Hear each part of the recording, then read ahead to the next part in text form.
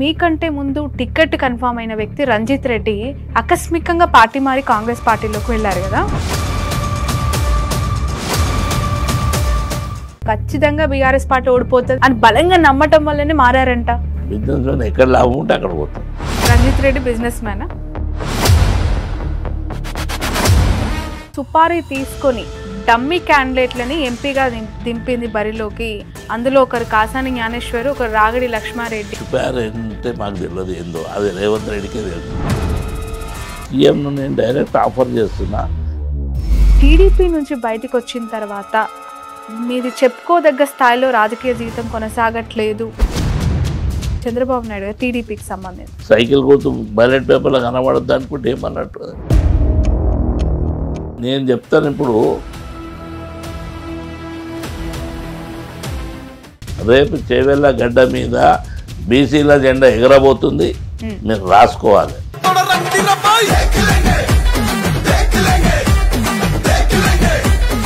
నమస్తే, welcome to cube TV network. నేను మీ Shravani journalist. ప్రస్తుతం నాతో పాటు ఉన్న political leader, BRS Chevella parliament అభ్యర్థి కాసాని జ్ఞానేశ్వర్ గారు ఏ విధంగా ప్రచారాన్ని కొనసాగిస్తూ ఉన్నారు. చేవెళ్ళలో త్రిముఖ పోరు కనిపిస్తోంది. కాసాని గారు ఒక బీసీ లీడర్గా బరిలో నిల్చున్నారు. తనకు వస్తున్న మద్దతు, అధికారం కోల్పోయిన తర్వాత జరుగుతున్న తొలి ఎన్నికలు, ఈ ఎంపీ ఎన్నికలు, గ్రౌండ్లోకి వెళ్తూ ఉన్నప్పుడు ఏ విధమైన మద్దతు దొరుకుతుంది, ఇలాంటి విషయాలు అడిగి తెలుసుకుందాం. కాసాని గారు నమస్తే. నమస్కారం. బాగున్నారా? బాగున్నామ్మా. ఆరోగ్యం ఎలా ఉంది? First class. బాగుందమ్మా. బాగుంది. ప్రచారం ఎట్లా కొనసాగుతోంది? ప్రచారం ఇప్పుడు రేపు నామినేషన్ చేసిన తర్వాత ఇంకా ఉధృతమవుతుంది. ఇప్పటి వరకు మాత్రం 7 కాన్ఫరెన్స్లు మొత్తం కంప్లీట్ చేయడం జరిగింది. మండలాల వారిగా బూత్ కమిటీస్ అవన్నీ జరుగుతున్నాయి. బాగా జరుగుతుంది ఇక్కడికి. Okay, right. దాదాపు బీసీ నినాదం ప్రతి ఎన్నికల్లో కనిపిస్తూ ఉంటుంది. గతంలో బీజేపీ ఎత్తుకున్నది కూడా బీసీ ముఖ్యమంత్రి, బీసీలకు పెద్దపీట, బీసీ పార్టీ అని చెప్పి.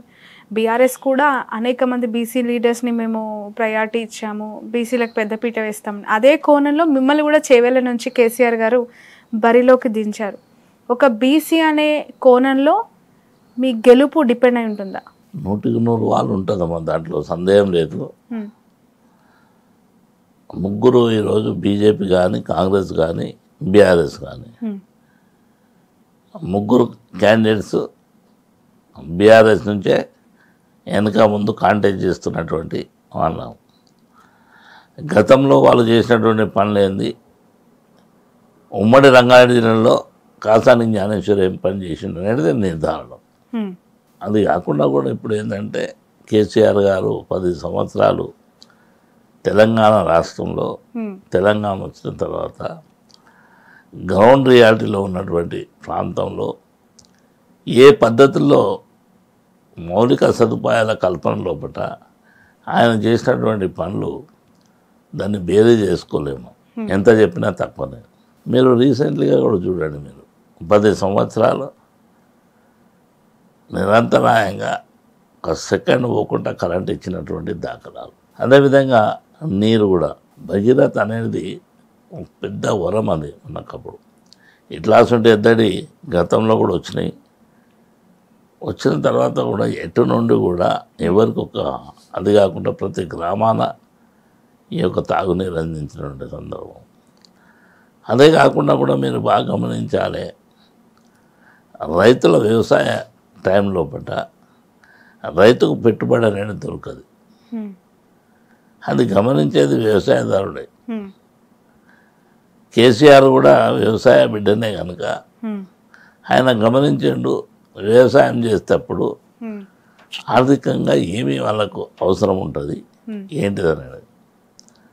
దాని మీదనే రైతు బంధు పెట్టిన సందర్భాలు ఎట్లుంటాయంటే, అప్పుడు మురుగశిల వచ్చిన తర్వాత విత్తనాలు వేసేటప్పుడు కానీ, దుక్కి దున్నేటప్పుడు కానీ, జమ్ము రొప్పేటప్పుడు కానీ, అప్పుడు ప్రతి కూలి పనికి కూడా కూళ్ళు వేయాలంటే అందరికి పనిముట్లు ఉండేవి. మనం కిరాయికి తెచ్చుకొని దున్నుకోవాలి, ఉన్న నాగలతోనే దున్నాలి. ఉన్న నాగలి కర్రు కొత్తది పెట్టాలంటే దొరకదు వ్యవసాయదారునికి. ఇలాంటి చాలా విషయాలు వ్యవసాయదారునికే తెలుస్తాయి. ఆ టైంలో 2000, 3000, 500 రూపాయికి తక్లీఫ్ పడుతూ ఉంటారు వ్యవసాయదారులు.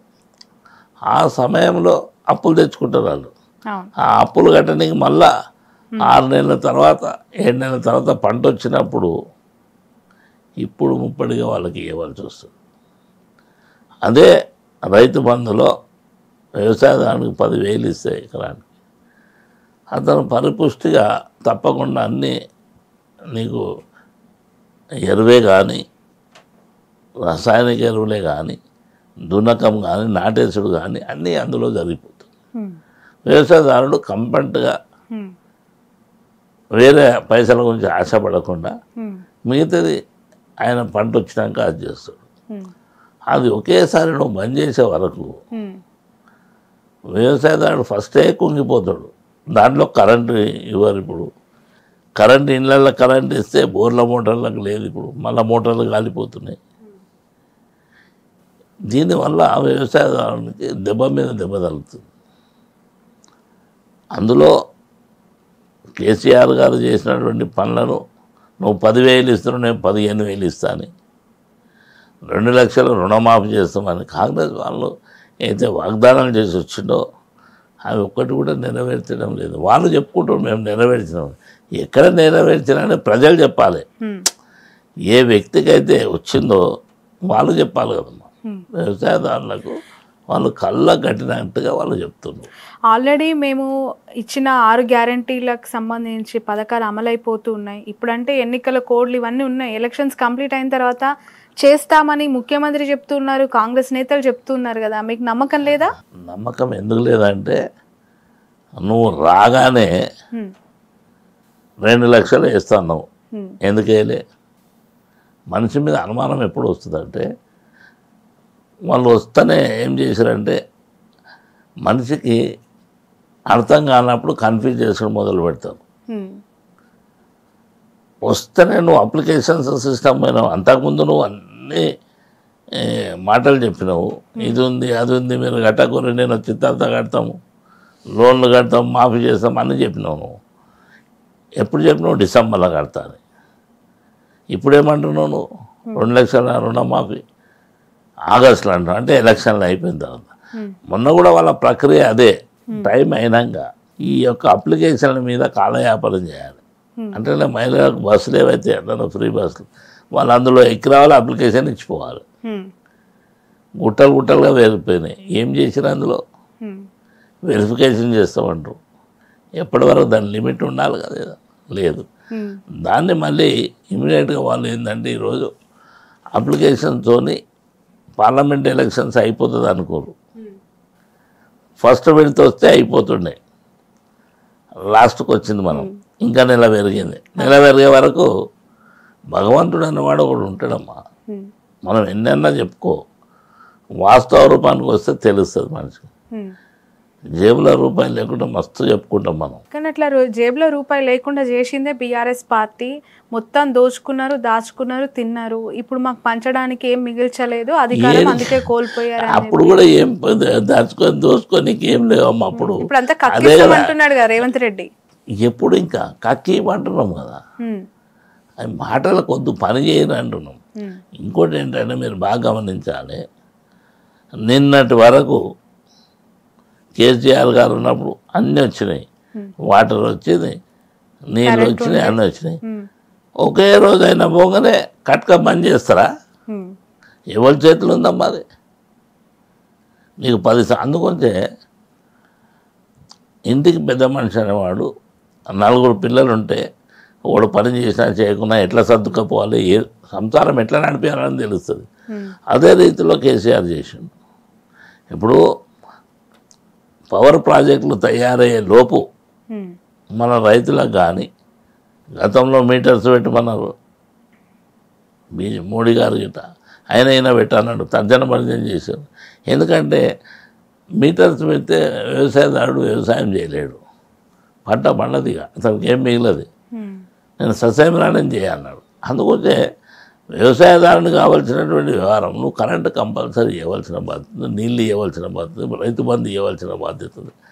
అదేవిధంగా ఇప్పుడు ముసలి వాళ్ళకు పింఛన్స్ లేవు కదా, 4,000 ఇస్తాను, ఏది ఇస్తున్నారు?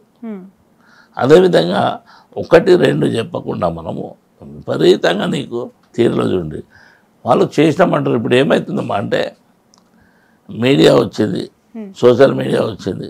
ఎందుకంటే టీవీలలో వస్తుండే ఎప్పుడు వస్తుందో తెలియదు, పేపర్లలో వస్తుండే ఎప్పుడు వస్తుందో తెలియదు, ఎవరు తెలియదు. ఇప్పుడు అట్లా కాదు కదా తల్లి, ఒక సెకండ్లో సోషల్ మీడియాలో బయటకు వచ్చేస్తుంది. జ్ఞానేశ్వరిలో ఏం చెప్తున్నాడని బయట తెలుస్తుంది. కానీ అంత స్పీడ్ అయినాక మనం ఊహించిరా మీరు మీ రాజకీయాలు స్టార్ట్ చేసినప్పుడు ఇంత ఇన్ఫ్లుయెన్స్ అవుతుంది, మీడియా ఒక పవర్ సెంటర్ అవుతుంది, డిసైడింగ్ ఫ్యాక్టర్ అవుతుంది అని? అంటే ఎట్లుందమ్మా అంటే మీడియా ఇప్పుడు కూడా డిసైడ్ ఫ్యాక్టర్ కాలేదు తల్లి. కాలేదా? ఇన్ఫ్లుయెన్షియల్ ఫ్యాక్టర్ అయినా అయిందా? జనానికి మీడియా అనేది, పత్రిక కానీ మీడియా కానీ సోషల్ మీడియా కానీ లీడర్లకు కానీ తప్పు చేసిన వానికి వెనుదట్టి చెప్పాలి, నువ్వు తప్పు చేస్తున్నావు సరి చేసుకోవాలి. వాడు ఏ తప్పు చేయకుండా కొన్ని ఛానళ్ళు ఏం చేస్తారు, నువ్వు తప్పు చేసిన వాడిని వేసేస్తారు, డిసైడ్ చేస్తారు, జడ్జ్మెంట్ రాసేస్తారు. ఎట్లా రాస్తారమ్మా? అట్లా రాసిన వాళ్ళని బతకనియట్లేదు కదా. లేదమ్మా, అది మళ్ళీ తప్పు. మనము అందుగురించి నీ ఇంటికి వెళ్ళి నా ఇల్లు ఎంత దూరమో నా ఇల్లుకి వెళ్ళి నీ ఇల్లు కూడా అంతే దూరం. వాస్తవాలు అది కాదు. అందరం కలిసి అందరి సమిష్టి బాధ్యత సమాజంలో ఏ పద్ధతిలో నడిపించాలి. ప్రభుత్వం వెళ్ళిన వాళ్ళు కానీ గెలిచిన వాళ్ళు ఓడిన వాళ్ళు, అందుకొంచే ప్రతిపక్షాలు కూడా బలంగా ఉండాలనేది. బలంగా ఉన్నప్పుడే ఆర్గ్యుమెంట్స్ అనేది జరుగుతుంది, మంచి ఆస్కారం ఉంటుంది. దాని ప్రక్రియలో మీడియా ప్రధాన పాత్ర పోషించినమాట వాస్తవం. మీడియానే కాదమ్మా, నీకు పేపర్ కూడా, పేపర్లలో కూడా మేము మరి ఆ రోజు ఆంధ్రభూమి ఉండే, ఆంధ్రప్రభ ఉండే, విశాల ఆంధ్ర ఉండే. అట్లాగే ఈనాడు వచ్చినాక కొత్త మలుపులు వచ్చినాయి. రాతలో కానీ అసలు చిన్న పేపర్ ₹1 కానీ ఇస్తే మొత్తం ప్రపంచంలో ఏం చదివేది పేపర్లో చూస్తుంటేవి. ఈనాడు వచ్చిన తర్వాతనే కదమ్మా వాళ్ళు ఏం చేశారు, ఏరియా వేస్గా పేపర్స్ డివైడ్ చేసి యూనిట్స్ పెట్టి, దానివల్ల నువ్వు డబ్బులు పెడితే నీకు ఇప్పుడు బాలనగర్లో ఉన్నది అమీర్పేటలో తెలియదు. మరి బాలనగర్ అక్కడ 1 కిలో 2-3 కిలోమీటర్లు ఉంటుంది. కానీ అట్లా కాదు కదా, సామాన్యుడు ₹1 ₹2 ఇచ్చి పేపర్ చదివితే మొత్తం సమిష్టి రిపోర్ట్స్ ఉండాలి, ఏం జరుగుతుందో తెలియాలి. దానికి అనుగుణంగా ఇప్పుడు మీడియా వచ్చింది, టీవీలు వచ్చినాయి. టీవీలు కూడా సరైన పంతంలో జరుగుతలేవని సోషల్ మీడియా వచ్చింది. సోషల్ మీడియా వచ్చినాక ఎవరి దాపరికం లేదు, దాంట్లో కంట్రోల్ కూడా లేదు. అసలు కానీ ఉన్నట్టు ఉన్నాయి, కానట్టు మస్తు చెప్తున్నారు. కానీ వాస్తవానికి మంచిగా గెలుస్తుందమ్మా. ఎన్ని చెప్పుకున్నా ఇయ్యాలి, కాకపోతే రేపు తెలిసిపోతుంది. తెలిసే వరకు అది ఏమంటారు కదా, గడప దాటేలోపు ఊరంతా బాగా వస్తుంది. నిజం గడప దాటేలోపు అబద్ధం ప్రపంచాన్ని తిరిగి వస్తుందంట. అట్లా 1-2 సార్లు చెప్పగలుగుతాం, మనం ఎప్పటికీ చెప్పలేము. ఎలక్షన్ వరకు వస్తే కూడా ఏంటంటే 3 ప్రధాన పార్టీలు కాంటెస్ట్ చేస్తున్నమాట వాస్తవం. అదేవిధంగా రంజిత్ రెడ్డి ఇక్కడనే క్యాండిడేట్ డిసైడ్ అయినాక పోయిండు, ఎందుకు పోయిండో తెలియదు. అదేవిధంగా కొండ విశ్వేశ్వరరెడ్డి బీజేపీ నుండి, ఇప్పుడు కాసాని జ్ఞానేశ్వర్ నేను కూడా వచ్చింది 2001 నుంచి 6 వరకు ఇక్కడ జిల్లా పరిషత్ చేసిన ఉమ్మడి రంగారెడ్డిలా. అంటే నీకు మేడ్చల్ కానీ ఘట్కేసర్ కానీ ఇబ్రాహీంపట్నం కానీ అదేవిధంగా ఇక్కడ పరిగి తాండూరు ఇవన్నీ కలుపుకుంటాయి. అలాంటి ప్లేస్లలో నుంచి వచ్చినాం. అందరి పని ఇక్కడనే ఉంది. అప్పుడు కూడా అర్బన్ ఏరియాస్ ఉంది, రూరల్ ఏరియా ఉంది.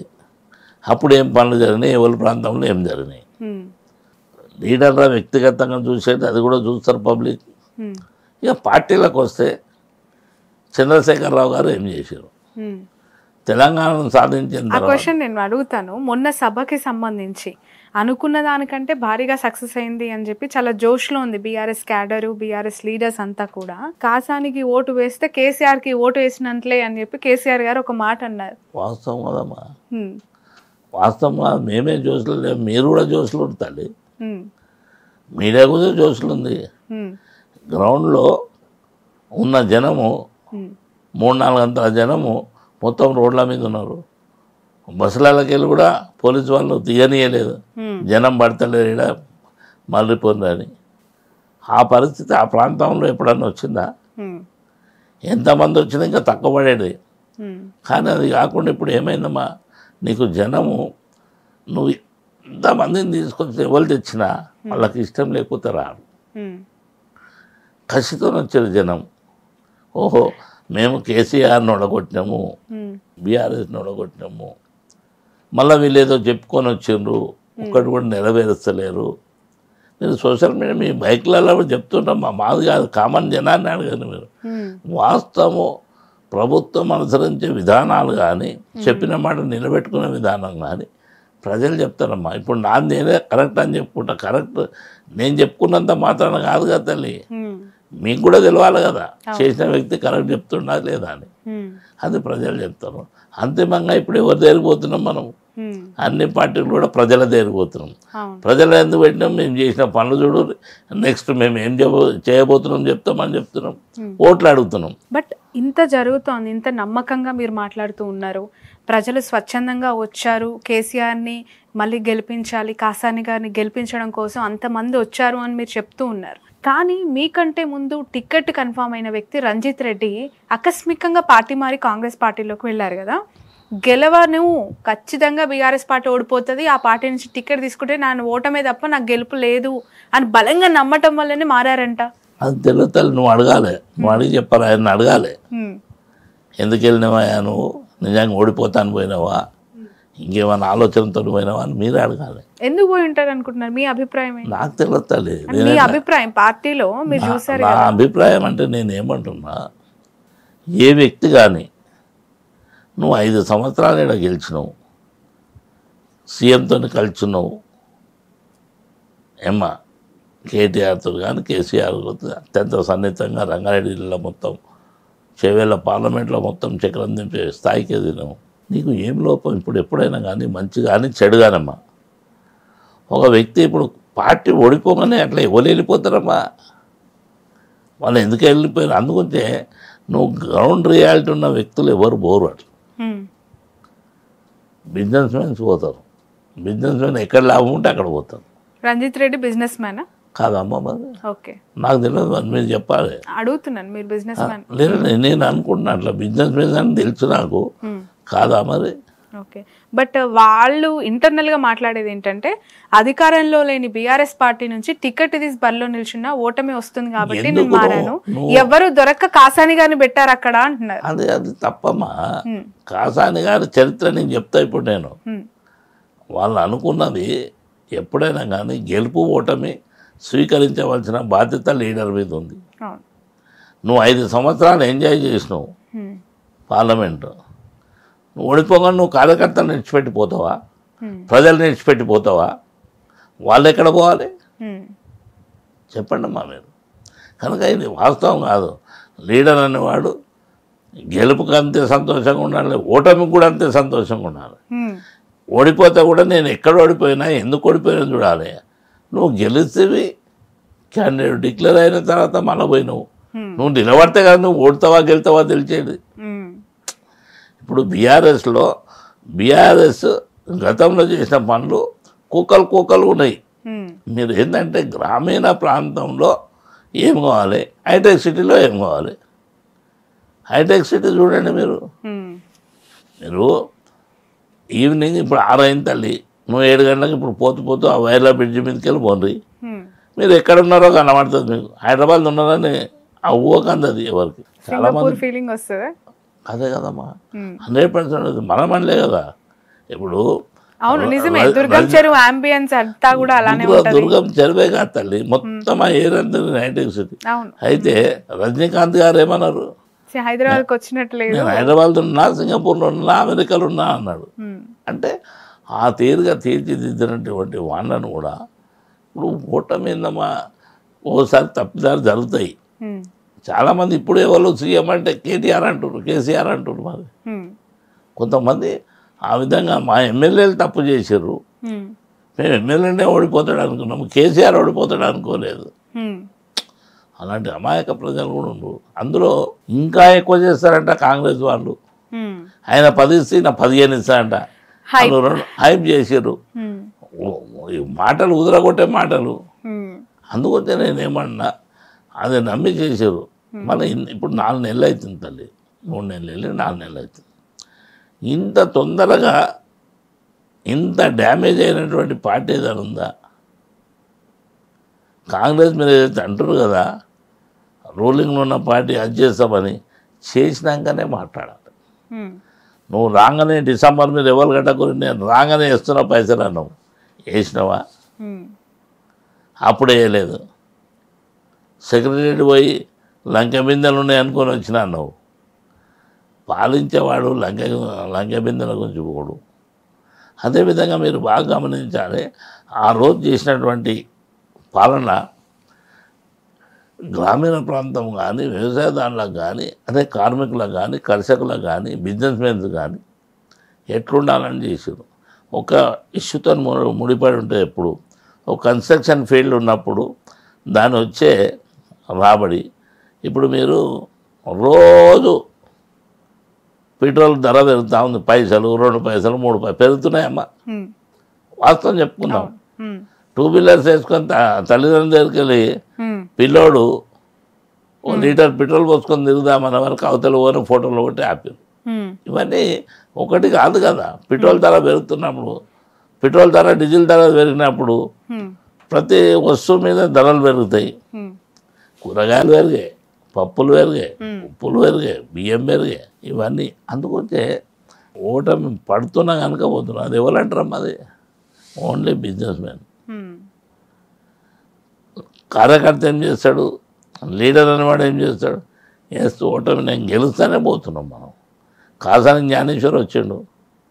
కాసాని జ్ఞానేశ్వర్కు రంగారెడ్డి జిల్లా చేవెళ్ళ ప్రాంతంలో ఉన్నటువంటి 7 కాన్స్టిట్యున్సీలు కూడా ఏ మూలకి ఎక్కడున్నా చెప్తాం మేము. బట్ మీరు గతంలో కుత్బుల్లాపూర్లో ఉండేవారని, మీరు చేవెళ్ళకి నాన్ లోకల్ అని ఒక ముద్ర వేస్తున్నారా నేతలు? ఎట్లా క్లెయిమ్ చేసుకుంటారు? అయితే ఏముందంటే వాళ్ళకి తెలియదు, ఆడరాక పాత గజ్జలు అంటారు కదా, అట్లా నాచిన నయ్యాకే అంగం తేడా అంటారు హిందీలో.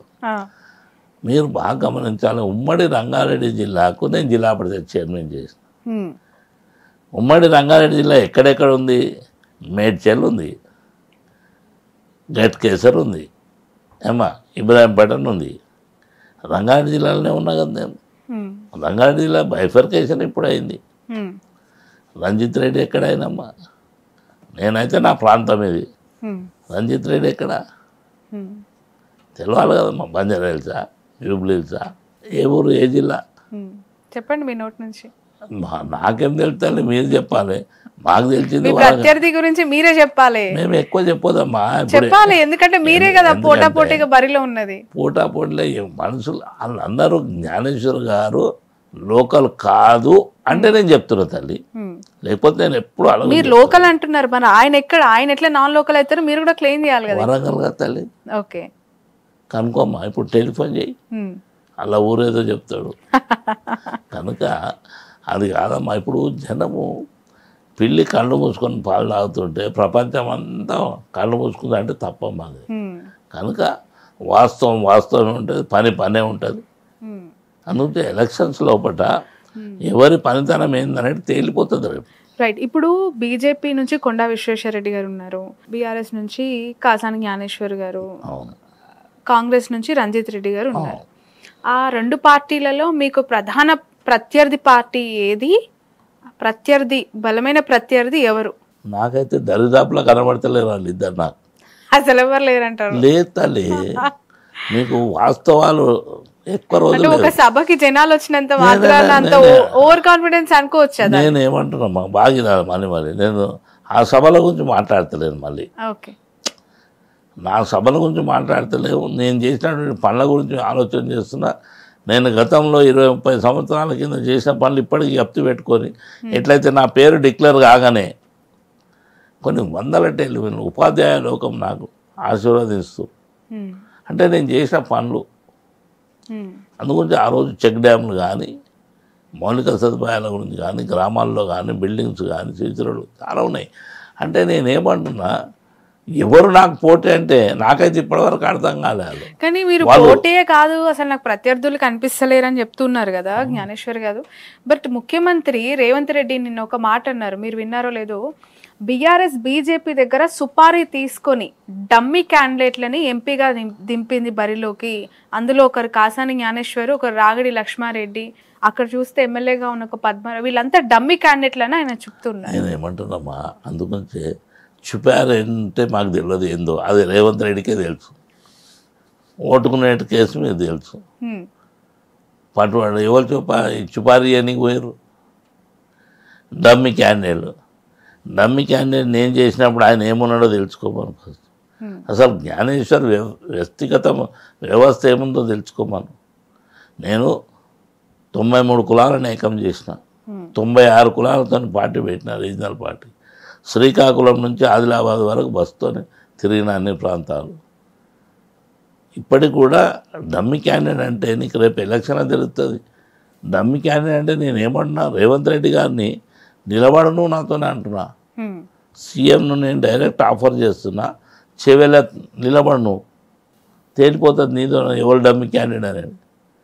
రంజిత్ రెడ్డి డమ్మీ క్యాండిడేటా, విశ్వేశ్వరరెడ్డి డమ్మీ క్యాండిడేటా, నువ్వు ఎవరికి సపోర్ట్ చేస్తున్నావు? ఇప్పుడు మోడీ దగ్గర తీసుకున్నాడు చూపారంటే, మోడీని పలకరించింది నువ్వే, తారీఫ్ చేసింది నువ్వే, బడబాయ్ అన్నది నువ్వే. ఆయనకు సపోర్ట్ చేయడానికి రంజిత్ రెడ్డి డమ్మీ క్యాండిడేట్ పెట్టినావా? నిజంగా చెప్పండి, బీజేపీతో లోపాయికారే ఒప్పందం బీఆర్ఎస్ పెట్టుకోలేదంటారు. అవసరం ఏముంది తల్లి, అవసరం ఏముంది? పార్టీ అధికారం కోల్పోయింది, అవసరాలు లేదు. రాష్ట్రంలో ఎట్లా కాంగ్రెస్ తో జతగట్టలేరు, మిగిలింది కేంద్రంలో ఉంది బీజేపీ. మోదీని తిట్టినా ఇక్కడ లోపాయికార ఒప్పందంలో భాగంగా చూడబోతే నిజంగానే క్యాండిడేట్లను డమ్మీలను పెట్టిరని చెప్పి వాళ్ళ కార్యకర్తలు. ఇప్పుడు పసుకలు ఉన్న కళ్ళకి ఎప్పుడు పచ్చగా కనబడుతుంది. ఓకే, రేవంత్ రెడ్డి గారు పచ్చ మనిషి అంటారు కాదమ్మ. మరి నువ్వు ఏం మాట్లాడుతున్నావు? ఇప్పుడు ఎప్పుడు జనము గెలిచినోడే ఉన్నాడు ఆ ప్రపంచంలో, ఓడినోళ్ళు కూడా ఉన్నారు. బీజేపీకి 2 ఎంపీలు ఉండే, మన దగ్గరికి ఒకే ఒక ఎంపీ, ఇంకో దగ్గరికి ఒక ఎంపీ. మరి ఇలా రూలింగ్ ఎట్లా చేస్తారమ్మా?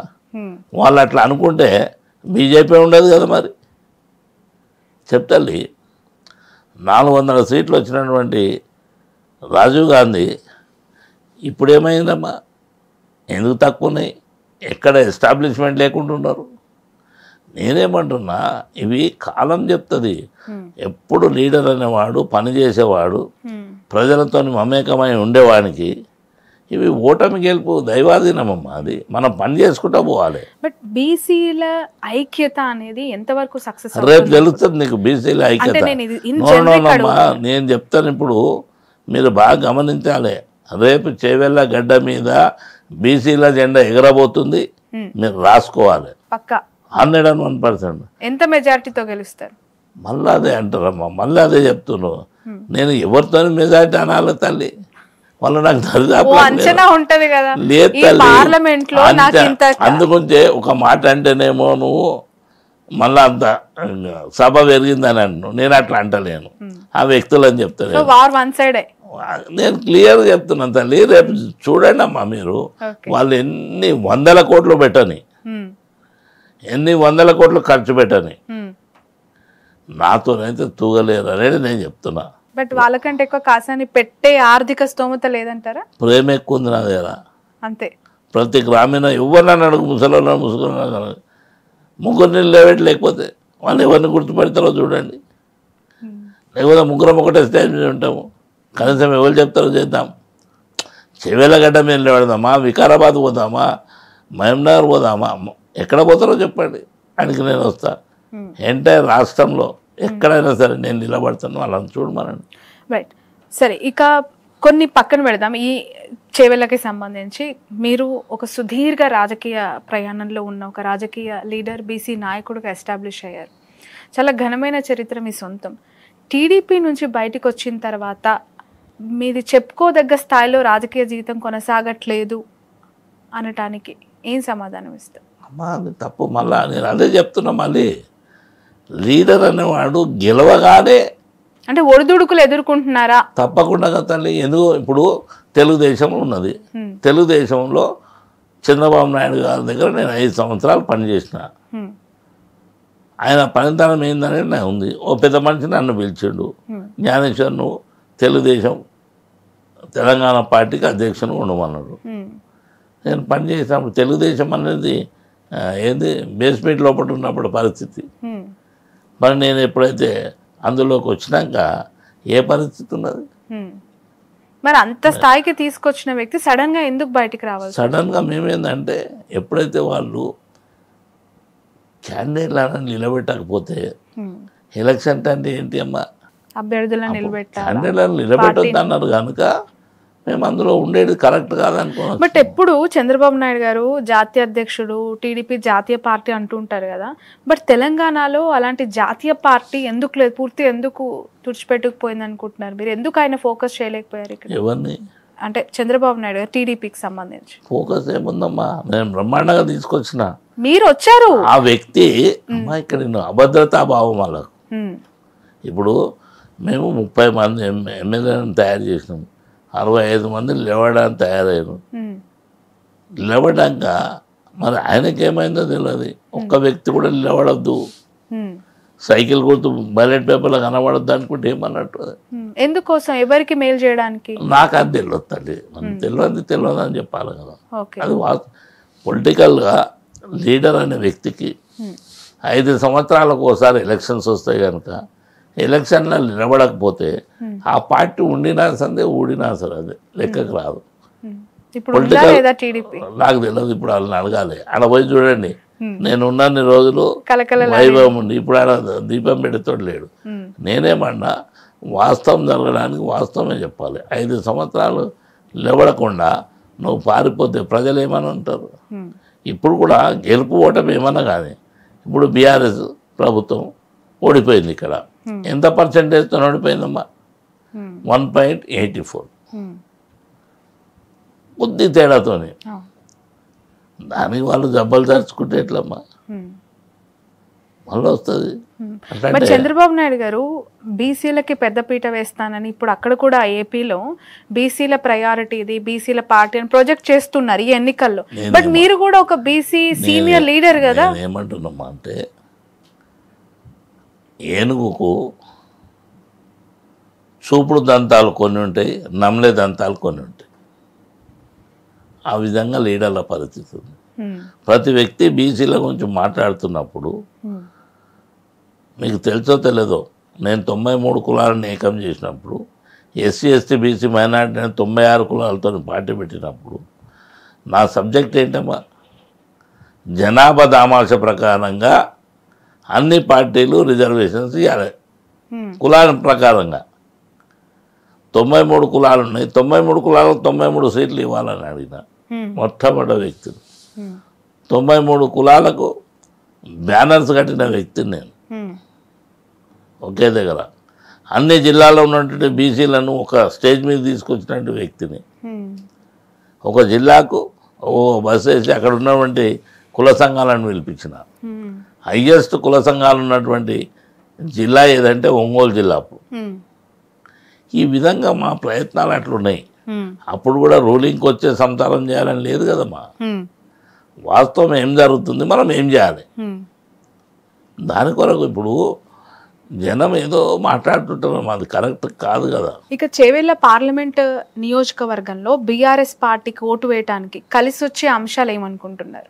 కేసీఆర్ గారు చేసినటువంటి పనులు కళ్ళ కట్టినట్టుగా 3 నెలలు కాలే, ఆయన పోతే ఎక్కడ వేసిన కొంగడ అట్టనే ఉంది.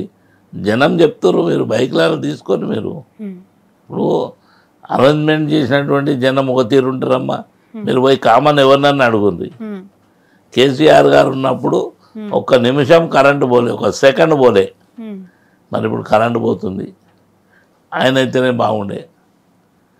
ఇంటింటికి నీళ్ళు, మిషన్ భగీరథ, ప్రతి వ్యక్తులు ఇప్పుడు ట్యాంకర్స్ వచ్చేసినాయి, మళ్ళీ ట్యాంకర్స్ కనబడుతున్నాయి. బోర్లలో నీళ్ళు లేవు, ట్యాంకర్స్ తిరుగుతున్నాయి. అప్పుడు ఒక ట్యాంకర్ కనబడలే. దాని గురించి ఇప్పుడు కేసీఆర్ ఉండే కేసీఆర్ కోట్లు వేస్తామని. అదే రైతు బంధు వీళ్ళు ఇవ్వలే, కేసీఆర్ వేస్తామని రైతు బంధు. ప్రతి వ్యక్తి రోజు ఉదయం లేవగానే కేసీఆర్ని ఆలోచించిన సందర్భాలు మళ్ళీ వచ్చినాయి. అంటే ఎందుకంటే జనము నెలలు కాదే కదమ్మా, 3 నెలలు దాటగానే ఈ పరిస్థితి వచ్చిందంటే దానికి గతాన్ని చూసారు, ఇప్పుడు చూసారు, ఇమ్మీడియట్ బేరీ చేసుకుంటారు.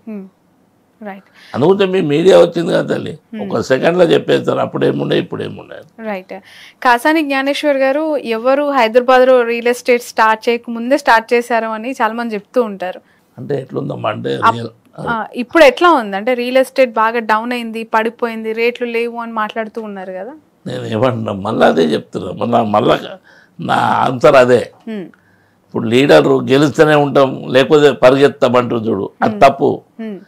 రియల్ ఎస్టేట్ లాభాలు ఎప్పుడు ఉండేమ్మా? కేసీఆర్ గారు ఉన్నప్పుడు లాభాలు ఉంది. చెప్పండి మీరు, కేసీఆర్ ఓడిపోకుండా డల్ మన ఎందుకు అయిపోయిందమ్మా? రియల్ ఎస్టేట్ వెనుక ఒక రియల్ ఎస్టేట్లో ఒక వ్యక్తి ఇద్దరు వ్యక్తులకు లాభాలు కాదమ్మా, వేల సంఖ్యలో లక్షల సంఖ్యలో లాభాలు వస్తాయి. భూములు ఇప్పించేవానికి, భూములు కొనేవానికి, ఆయన కింద ఉన్న వాళ్ళకు, మధ్యలో ఉన్న వాళ్ళకు, దాన్ని డెవలప్మెంట్ చేస్తే కొన్ని వందల మంది వేల మంది బతుకుతారు దాని మీద. సరే అక్కడ డెవలప్మెంట్ అయ్యాక ఇండ్లు అయినాక అందులో ఉన్న వాళ్ళకు డైరెక్ట్ ఆర్ ఇండైరెక్ట్ ప్రతి వ్యక్తికి ఆడ పప్పులు కొంటోళ్ళు, ఉప్పులు కొంటోళ్ళు, దుకాణాలు అవుతాయి, హాస్పిటల్స్ అవుతాయి. అంటే తెలియకుండా డెవలప్ అయిపోతుండే, దాన్నే రియల్ ఎస్టేట్. ఆ రియల్ ఎస్టేట్ కుదేళ్ళు పడితే ప్రభుత్వానికి నష్టం, వచ్చే రాబడి రాదు, రేట్లు టెక్స్లు రావు. మీరు చూడండి అమ్మా, ఒక్కదానికి ఒకటి ముడిపడి ఉంటాయి. ఈరోజు మన ప్రాంతం డెవలప్ అవుతుందంటే ప్రపంచ దేశాలన్నిటికి వస్తున్నాయి. వానికి నీళ్ళు లేవు, ఈడ కరెంటు లేదంటే ఎందుకు వస్తాడమ్మా? సంస్థలు ఇప్పుడు ఐటీ కంపెనీలు ఉన్నాయి మన దగ్గర. ఐటీ కంపెనీలకు ఏం కావాలి? సెకండ్ కరెంటు పోవద్దు, సెకండ్ కరెంటు పోవద్దు. కొన్ని లక్షల మంది పిల్లలు మన దగ్గర తయారవుతారు. ప్రతి ఇంట్లో లక్షలు సంపాదించే పిల్లలు ఉన్నారు. వాళ్ళు ఏం చేస్తారు? మళ్ళీ వాటితో మళ్ళీ వ్యవసాయదారులను వ్యవసాయాలు కొంటున్నారు, భూములు కొని వాళ్ళు తయారవుతారు. వాళ్ళ కరెంటు లేదు, ఇక్కడ నీళ్ళు లేవంటే ఎందుకుంటారమ్మా సమస్యలు పోతే 2 రోజులు కూడా ఆగలేం మనం. పరిస్థితి ప్రభుత్వము నడవాలన్నా, ప్రభుత్వం నడపాలన్నా ఆర్థిక వనరులు అవసరం. ఇప్పుడు చెప్పేదానికి మస్తు చెప్పినాం తల్లి, చేస్తే తెలుస్తుంది అలా. ఇప్పుడు చేస్తే తెలుస్తుంది అలా. ఓకే. 2023 అసెంబ్లీ ఎన్నికలకి సంబంధించి బీసీ నినాదం బీజేపీ సిద్ధాంతంగా ముందుకెళ్లారు. పెద్దగా ఇన్ఫ్లుయెన్స్ చేసిన సీట్లు ఏమి లేదు, జస్ట్ 8. అలాగే బీఆర్ఎస్ కూడా బలమైన బీసీ లీడర్స్ని పెట్టాము, సామాజిక వర్గాల వారిగా సీట్ల సర్దుబాటు జరిగింది అని చెప్పి. ఇటు కాంగ్రెస్ కూడా కాస్తో కూస్తో బీసీ నినాదం అక్కడక్కడ వాడింది. ఇప్పుడు మీ చేవెళ్ళకు సంబంధించి ఇద్దరు రెడ్డి సామాజిక వర్గం, మీరు బీసీ సామాజిక వర్గం. అప్పుడు సక్సెస్ కాని ఫార్ములా ఇప్పుడు సక్సెస్ అవుతుందంటారా? ఈ ఓన్లీ చేవెళ్ళ విషయానికి వస్తే మీరు తెలవాలి. ఇప్పుడు మీకేం తెలవాలంటే అంటే ఐక్యత ఉండదు బీసీలో, బీసీ నినాదం చెప్పుకోవటానికే గానీ గ్రౌండ్ లో పనికిరాదు, జస్ట్ స్పీచ్ లో మాత్రమే ఆ లైన్ పరిమితం అవుతుంది, రియాలిటీలో ఉండదు అనే వాళ్ళకి మీ ఆన్సర్ ఏంటి? మళ్ళీ అదే చెప్తున్నాను. ప్రభుత్వం అయిన వాళ్లకు బాబాసాహెబ్ అంబేద్కర్ ఏం చెప్పిండమ్మా? ఎవరి తలకాయలు ఎన్ని ఉంటే అన్ని సీట్లు ఇవ్వాలని, ఎవరి జనాభా ఎంత ఉంటే అంత ఇయ్యదు. ఇక్కడ ఎస్సీలకు ఎస్టీలకు రిజర్వేషన్ బాబాసాహెబ్ అంబేద్కర్ దయ వల్ల వచ్చింది. బీసీలకు అంతకంటే హీనంగా ఉన్న వాళ్ళకు రాలేదు. ఇప్పుడు మేమేమన్నామంటే పాలకులు, పాలించే వాళ్ళు ఏం చేయాలి? అందరినీ సంపూర్ణంలో చూడాలి. వాళ్ళు చూస్తలేరు కనుకనే ఈ ప్రవర్తన వస్తుంది.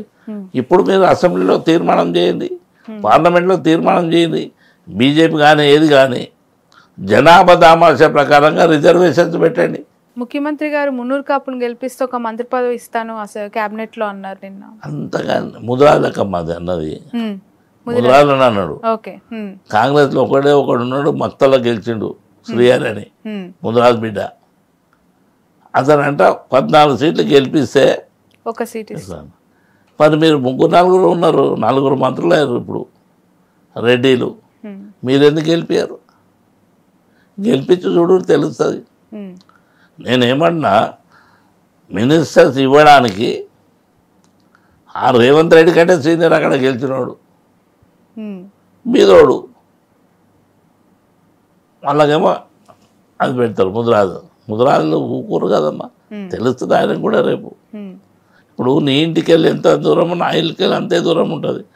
వాస్తవాన్ని పాలించేవాడు ఉన్నవాళ్ళు లేక ఒక అతను గెలిచిండు ముద్రాజు, ముదిరాజుకి మనం ఇవ్వాలి, ఓ మినిస్టర్ ఇవ్వాలని శ్రీహరికి ఇవ్వాలి కదా. ఏపీలో ఎన్నికలు జరుగుతున్నాయి, చాలా మంది చేవెళ్లలో. ఏపీల కంటే ముందమ్మా ఇక్కడనే చెప్పాలి నేను.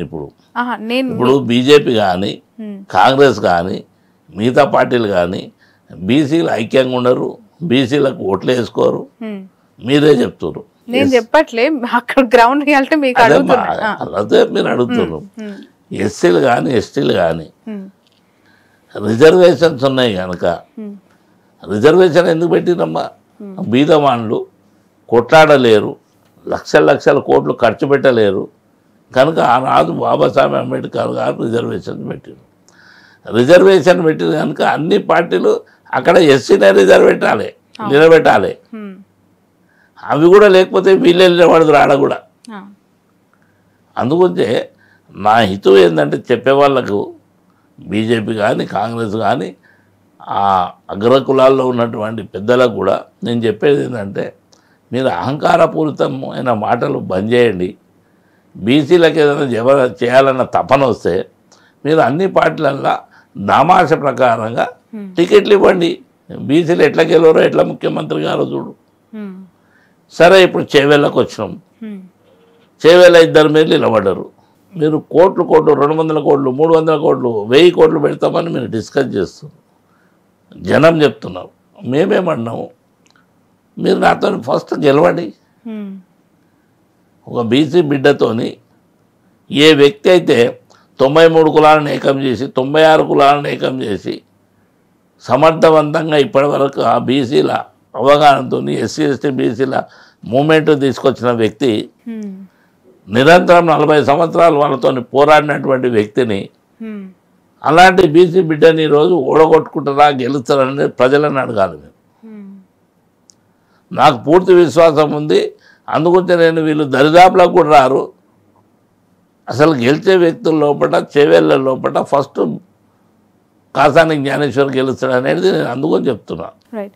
మొన్న కేటీఆర్ గారు మాట్లాడుతూ రేవంత్ రెడ్డి సీఎం ఈ ఎంపీ ఎలక్షన్స్ అయిపోయినాక బీజేపీలోకి పోతారు అని చెప్పి ఆయన మాట్లాడారు. ఆయన ఏమంటుండంటే, రేవంత్ రెడ్డి మాట్లాడిన దాని గురించి మీరు కూడా చెప్పింది. నేను ఏమంటున్నామా అంటే, ఎవరు దేనికి పోతారు అనేది కాలం చెప్తుంది. రేవంత్ రెడ్డి అనే వ్యక్తి 3 నెలల లోపల ఇంత ఆగమాగం అవుతుంటే ఎవరికైనా అనుమానం వస్తుంది కదమ్మా. ఇప్పుడు నేనేమంటున్నా, రేవంత్ రెడ్డి ఇక్కడ మోడీ గారిని నా పెద్దన్న అన్నావు, సంతోషం. రాహుల్ గాంధీ ఏమంటుండమ్మా, మోడీని చౌకీదార్ చోర అంటుండు. ఒకటే పార్టీ, ఎవరిది కరెక్ట్ అని చెప్పాలి. దాని గురించి కేటీఆర్ అన్నాడు. నేనేమంటున్నానంటే, ఇక్కడ లోకల్ క్వశ్చన్, ఇప్పుడు ఒక ముదిరాజు బిడ్డనేమో 14 సీట్లు ఎంపీ సీట్లు గెలిపిస్తే ముదిరాజులకు మంత్రి ఇస్తాయంట. ఎవడన్నా తెలుగునోడు అంటాడా? ఏ ముఖ్యమంత్రి అని అంటాడా? ముఖ్యమంత్రి అనే మాటలే నావి. తప్పకుండా వాళ్ళకి గెలిచి వాళ్ళకి సముచిత స్థానం ఇస్తామని చెప్పాలి తప్ప అది లేదు. అదేవిధంగా ఇక్కడికి వచ్చే వరకు కూడా చేవేళ్ళ ప్రాంతంలో అసలు చూపారంటే ఏందమ్మా, నాకు ఇప్పటిదాకా అర్థమై సావలే. అంటే పైసలు తీసుకున్నారు బీఆర్ఎస్ పార్టీ నేతలు, బీజేపీ దగ్గర డమ్మీ క్యాండిడేట్లను పెట్టిరు. అది ఎవరు చూసినా? రేవంత్ రెడ్డి గారు చూసిండమ్మా. ఆయనకు ఆనవాయితీ ఉందమ్మా. ఆయన ముందు అది నడిపించింది కనుక అదే అందరిని అనుకుంటాడు. అది తప్పు, ఆయన అనేది తప్పు. రైట్. ఇక నారా లోకేష్ గారు ఇక్కడ ఏ విధంగా ఉండేవారండి పార్టీకి సంబంధించి? ఏపీలో ఇప్పుడు ఎలక్షన్స్ జరగబోతున్నాయి, టీడీపీని సమర్థవంతంగా నడిపించేంత సత్తా ఉందంటారా లోకేష్కి? నేనేమంటున్నామ్మా, ఇప్పుడు ఆంధ్ర ఇష్యూకి ఎందుకు తల్లి, తెలంగాణ అడగండి. నేనేమంటున్నా, చేవెళ్లలో చాలా మంది ఐటీ సెక్టార్ వాళ్ళు ఉన్నారు, అనేక ప్రాంతాల ప్రజలు ఉన్నారు, చాలా మంది ఇక్కడ సెటిలర్స్ ఉన్నారు కదా. సెటిలర్స్ ఉన్నారమ్మా, సెటిలర్స్ ఉన్నారు. సెటిలర్స్ కూడా తెలుసు వాళ్ళ కథ. నేనేమంటున్నా అంటే, మన ప్రాంతంలో అన్ని ప్రాంతాల నుంచి వచ్చినటువంటి జనం ఉన్నది. వాళ్ళు ఏం చేస్తారనేది ఆలోచన చేయాలి కదా. రైట్. మీరు చాలా దగ్గరగా పనిచేశారు చంద్రబాబు నాయుడు గారికి, కేసీఆర్ గారికి, ఇప్పుడు కలిసి పనిచేస్తున్నారు కేసీఆర్ గారితో. ఇద్దరిలో వ్యత్యాసం ఏం గుర్తించారు? ఒక బీసీ నేతకి వాళ్ళు ఎంత ప్రయారిటీ ఇస్తున్నారని? బీసీ నేతకు ప్రయారిటీ ఇస్తుండ్రు కనుకనే కదమ్మా ఇది అయ్యేది. వ్యత్యాసం వ్యత్యాసం అంటే ఇప్పుడు నువ్వు ఇద్దరు రెడ్డిల మధ్య ఒక బీసీ అంటున్నావు. నేను చంద్రబాబు గారు కేసీఆర్ గారి మధ్య వ్యత్యాసం అడుగుతున్నాను. వాళ్ళ దగ్గర వ్యత్యాసం ఏందమ్మా? కలిసి మీరు పనిచేశారు కదా, ఎలా అనిపిస్తుంది వర్కింగ్ కానీ వాళ్ళ మైండ్ సెట్స్ కానీ లీడర్కి ఇచ్చే ఇంపార్టెన్స్ కానీ మీ మాటల్లో? లీడర్కి ఇచ్చే ఇంపార్టెంట్ వాళ్ళు ఇవ్వరమ్మా, మేము తీసుకుంటాము. ఏ వ్యక్తికి ఆ వ్యక్తికి కాసాని జ్ఞానేశ్వర్ సొంత ఎజెండా ఉంటుంది, వాళ్ళు చెప్పినంత మాత్రాన కాదు కదా. చేవెళ్ళ ప్రజలు ఎందుకు కాసాని జ్ఞానేశ్వర్ గారికి ఓటు వేయాలి అంటే మీరు ఇచ్చే సమాధానం ఏంటి ప్రజలకి?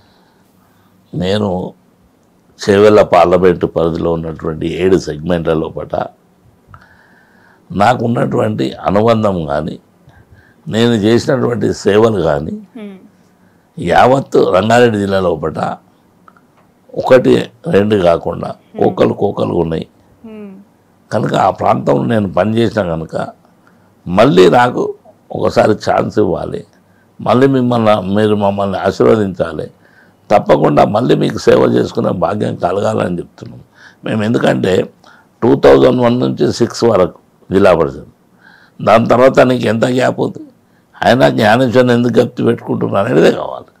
అందుగురించి మంచి పని చేసే వ్యక్తులను ఎవ్వరు మరవరమ్మా. Right, thank you so much అండి కాసాని గారు. Wish all the best. Nomination అయిపోతూ ఉన్నారు, ప్రజలందరి ఆశీర్వాదం తప్పకుండా మీ అందరిది కూడా ఆశీర్వాదం ఉండాలమ్మా. మేము చాలా చిన్న మా ఆశీర్వాదం మీడియా ఆశీర్వాదం తల్లి అంటే సో ప్రజల ఆశీర్వాదం మీడియా ఆశీర్వాదం తప్పకుండా. అందుగురించి అది కూడా మంచి గురించే, చెడు గురించి కాదు. ఇది ఒక మంచిపై చేస్తున్న యుద్ధం అంటారు మీరు. అవును, 100%. Thank you so much for your valuable time అండి. ఇది కాసాని జ్ఞానేశ్వర్ గారు, చేవెళ్ళ బీఆర్ఎస్ పార్లమెంట్ అభ్యర్థి. చాలా సుదీర్ఘమైన రాజకీయ అనుభవం ఆయన సొంతం. బీసీలకి సంబంధించి ఒక లీడర్గా ఎన్నో పోరాటాలు చేసిన వ్యక్తి ఈసారి ఎంపీగా తన అదృష్టాన్ని పరీక్షించుకోబోతున్నారు. చూద్దాం చేవెళ్ళ ప్రజల తీర్పు ఎటువైపు ఉండబోతోందో.